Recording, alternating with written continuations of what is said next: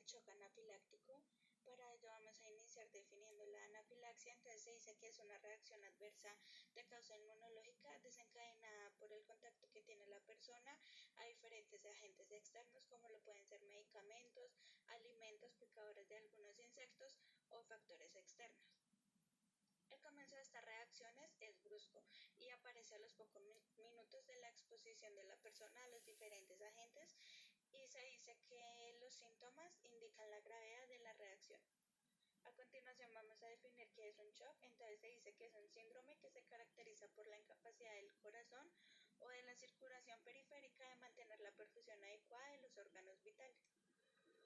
Es importante tener en cuenta que el shock anafiláctico debe cumplir uno de los tres criterios. El primer criterio: inicio agudo de una reacción que compromete la piel, mucosas o ambas, más el compromiso de uno de los siguientes: compromiso respiratorio y hipotensión arterial o síntomas de difusión de órgano, hipotonía, síncope e incontinencia. El segundo criterio: dos o más de los siguientes que ocurran de manera rápida tras la exposición al alergeno: compromiso de la piel y mucosas, compromiso respiratorio, hipotensión o síntomas asociados o síntomas gastrointestinales persistentes.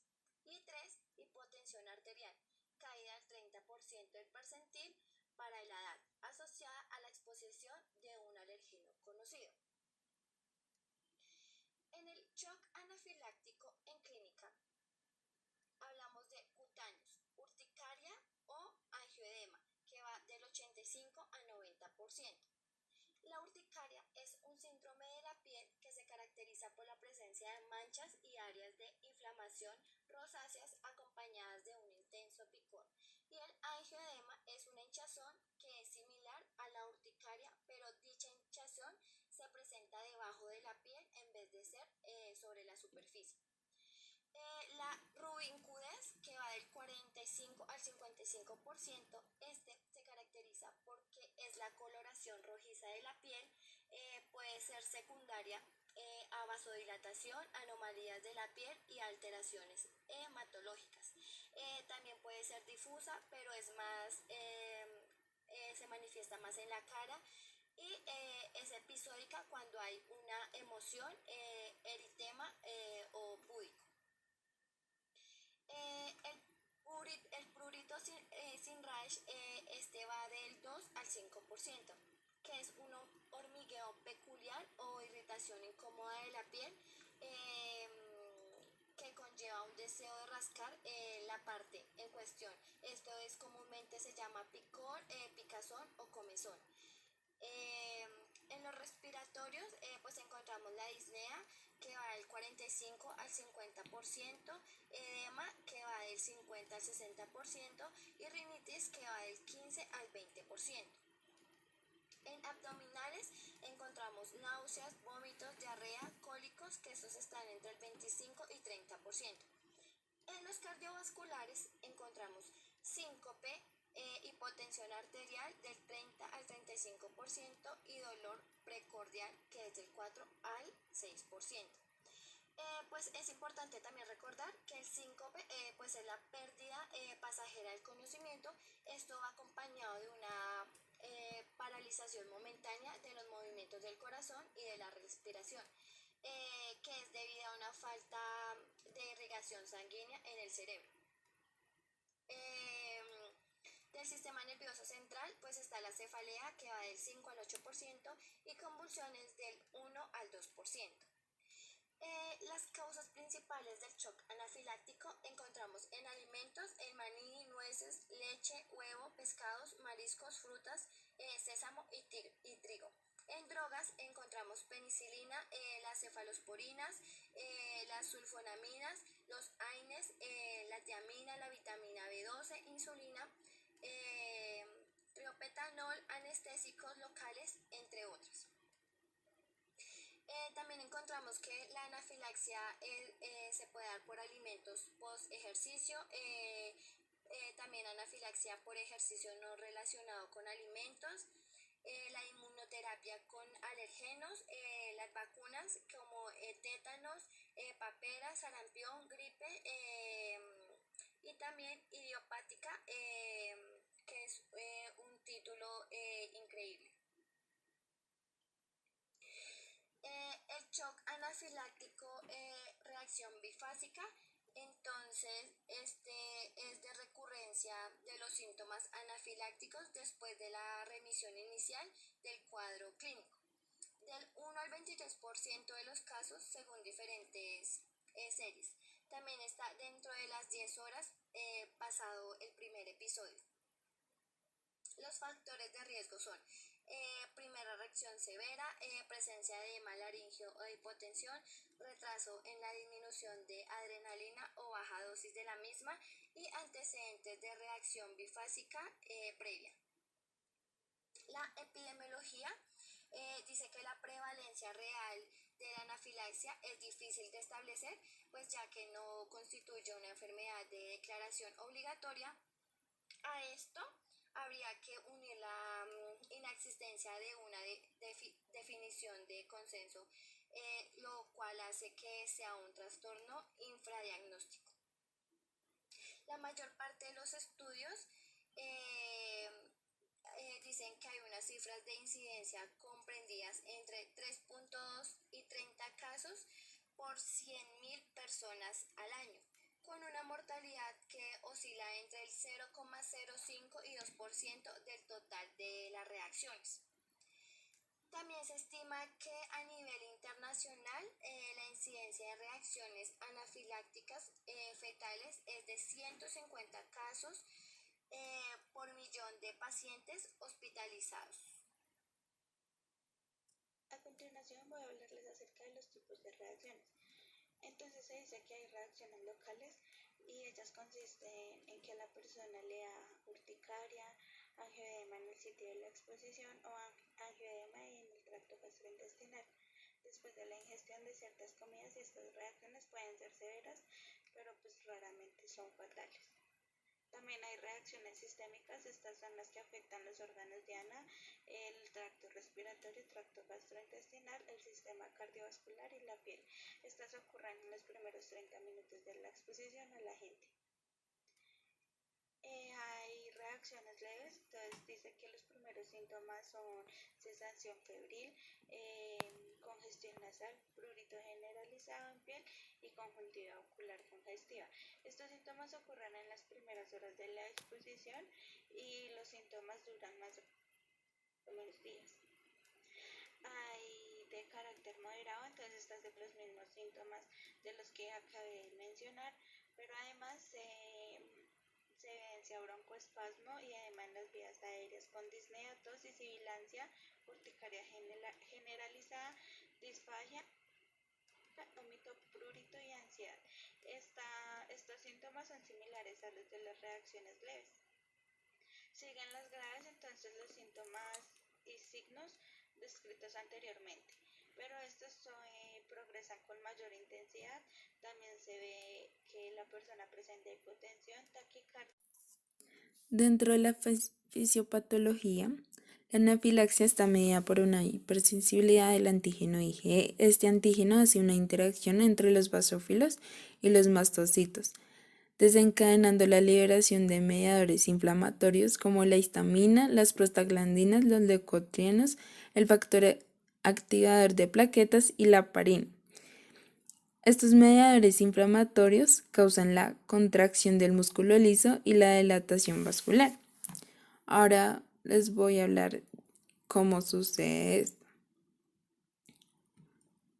Primero, la persona es propensa a la alergia por primera vez y se encuentra con un alérgeno como la ambrosia. Ella hace grandes cantidades de anticuerpos de IgE de ambrosia. Estas moléculas de IgE se adhieren a los mastocitos y a los basófilos. Y por último, los mastocitos con el IgE liberan gránulos y poderosos mediadores químicos como la histamina y las prostaglandinas. La histamina aumenta la permeabilidad vascular, provoca la contracción del músculo liso y estimula la síntesis de prostaglandinas.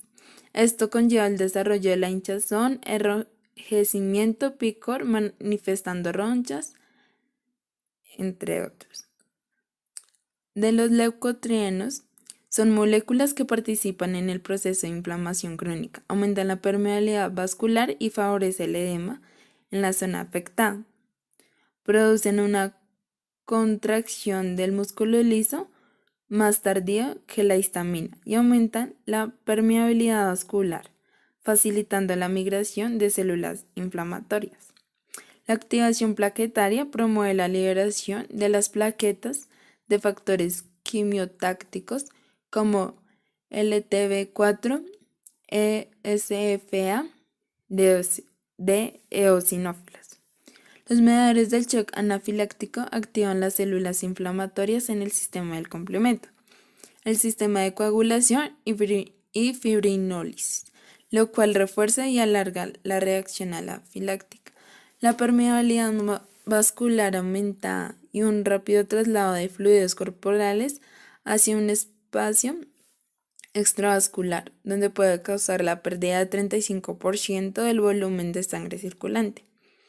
Dentro de las alteraciones a nivel celular, la hipoxia produce un metabolismo anaerobio, el cual genera aumento en la producción de ácido láctico seguido a una acidosis metabólica y reduce la producción de ATP celular.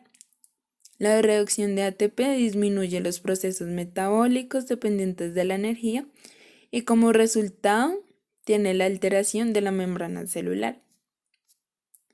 En el intercambio iónico entre sodio y potasio es dependiente del ATP, alterándose cuando éste se disminuye.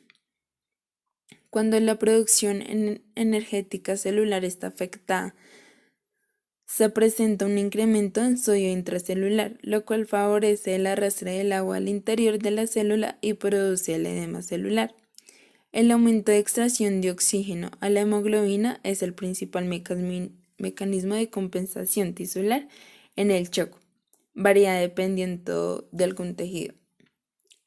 En la función renal, la oliguria es la manifestación más común del compromiso renal en el shock, ya que provoca vasoconstricción renal.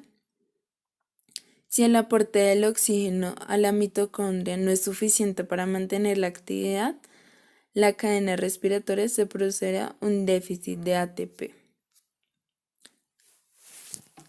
Y en la función intestinal se puede presentar isquemia intestinal, necrosis hemorrágica a consecuencia de una hipotensión prolongada. Bueno, a continuación vamos a hablar sobre administración de medicamentos. Como primera instancia tenemos el medicamento de adrenalina. Esta es una presentación soluble acuosa de 1 miligramo en 1 mililitro. La vía es intramuscular en la cara latero externa del muslo. En adultos se administra una dosis inicial de 0,3 hasta 0,5 mililitros. En niños se administra de 0,1 mililitros por cada 10 kilogramos de peso. Se puede repetir cada 5 o 15 minutos. Como mecanismo de acción, estimula el sistema nervioso simpático en los receptores alfa y beta, aumentando de esta forma la frecuencia cardíaca, el gasto cardíaco y la circulación coronaria. Como reacciones adversas encontramos que el paciente puede presentar miedo, cefalea, sudoración, náuseas, temblores y mareos, palidez, elevación de la presión arterial, ansiedad, disnea, palpitaciones, vómitos y taquicardia. En contraindicaciones encontramos que puede tener hipertensión arterial severa, frecuencia cardíaca mayor a 140 latidos por minuto, arritmias cardíacas e hipertiroidismo no tratado. También tenemos que tener en cuenta que los cuidados de enfermería al administrar este medicamento deben ser monitorizar la presión arterial, frecuencia cardíaca, realizar ecocardiograma y frecuencia respiratoria. También tenemos que buscar la presencia de dolor precordial o si presenta arritmias. Evaluar el estado de volemia, estar pendiente si hay efectos adversos y tener en cuenta la vía de administración. Recordemos que se debe administrar por una vena de buen calibre. Bueno, como tratamiento de elección tenemos la dopamina, que es un medicamento que vasoactiva y su dosis suele ser de 250 microgramos en 250 mililitros de suero salino al 0,9%. Se inicia una perfusión de 20 microgrotos minuto. La dosis de la dopamina en adultos debe ser una perfusión de 200 miligramos en 100 mililitros de suero glucosado al 5%. En niños se maneja una dosis de 5 a 20 microgramos kilogramos minuto. Como mecanismo de acción, esta es una acción inotrópica positiva sobre el corazón. Además dilata los vasos sanguíneos renales. Como contraindicaciones encontramos hipersensibilidad a la dopamina, feocromocitoma, taquicardias cardíacas como fibrilación auricular, taquicardia ventricular o fibrilación ventricular. Como reacciones adversas encontramos extrasístoles, recordemos que esos son latidos adicionales anormales del corazón. Encontramos vómito, angina de pecho, disnea, hipotensión, náuseas, taquicardia, palpitaciones, cefalea y vasoconstricción. Bueno, recordemos que algunos cuidados de enfermería para este medicamento debe ser corregir la hipovolemia, monitoreo de presión arterial y frecuencia cardíaca, observar extremidades distales, vigilar el ecocardiograma si ahí presenta arritmias. También tenemos que cambiar la dilución cada 24 horas. Tenemos que en caso de hipotensión, la reposición de líquidos con suero salino isotónico al ritmo necesario para mantener una presión sistólica mayor a los 100 milímetros de mercurio en adultos y en niños debe ser mayor a los 50 milímetros. En caso de hipotensión, es necesario que sea 1000 mililitros a 2000 mililitros en la primera hora. Cuando se produzca normotensión, administrar suero salino isotónico a razón de 125 mililitros hora. En niños es necesario administrar suero salino isotónico en un bolo de 20 mililitros kilogramos de cada 5 y 10 minutos hasta normalizar la tensión arterial. En caso de síntomas cutáneos como o gastrointestinales y genitourinarios, debe administrar antihistamínico de elección vía parenteral, es decir, dexclofenamina en dosis en los adultos tiene que ser mayor, o sea, en niños mayores de 12 años, una ampolla de 5 miligramos en 1 mililitro. Y en niños menores de 12 años se debe administrar de 0,15 a 0,3 miligramos kilogramo dosis.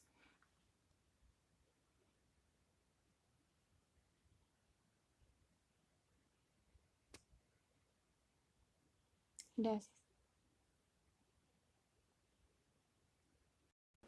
A continuación les hablaré acerca de las intervenciones en enfermería. Entonces, la primera intervención es la valoración del paciente. Esta se realizará basada en 4 categorías, las cuales son mucocutánea, respiratoria, cardiovascular y gastrointestinal. La mucocutánea, en la cual se podrá evidenciar erupción cutánea, eritema, urticaria, angioedema, prurito y enrojecimiento. Como pueden ver, aquí se encuentra el angioedema característico del shock anafiláctico y el prurito y el eritema. La respiratoria, en la cual podrán encontrar el edema facial, el labial, la disfonía, tos, dificultad respiratoria y broncoespasmo. Este es el edema labial característico del shock anafiláctico. El cardiovascular, en el cual podrán encontrar taquicardia, hipotensión, arritmias, signos de hipoperfusión periférica, síncope y shock. El gastrointestinal, se puede encontrar diarrea, náuseas, vómito, cólicos abdominales y disfagia. Como adicional, el estado neurológico del paciente también puede verse alterado y se puede encontrar el paciente ansioso, inquieto, agitado, desorientado, incluso puede tener episodios convulsivos. ¿Qué hacer en caso de una emergencia vital? Si el paciente responde, colóquelo en posición semisentado con las piernas elevadas y pida ayuda. Si no responde, voltea a la víctima sobre su espalda y abra su vía aérea utilizando la maniobra frente-mentón. Manteniendo la vía aérea abierta, vea, oiga y sienta su respiración y si se encuentra normal. Si la víctima respira normalmente, voltéelo hasta la posición de recuperación. Como pueden ver, esta es la posición de recuperación. pida ayuda y aplique las medidas correspondientes pues a esta situación. Si no respira normalmente, inicie RCP básico, 30 compresiones torácicas y 2 ventilaciones.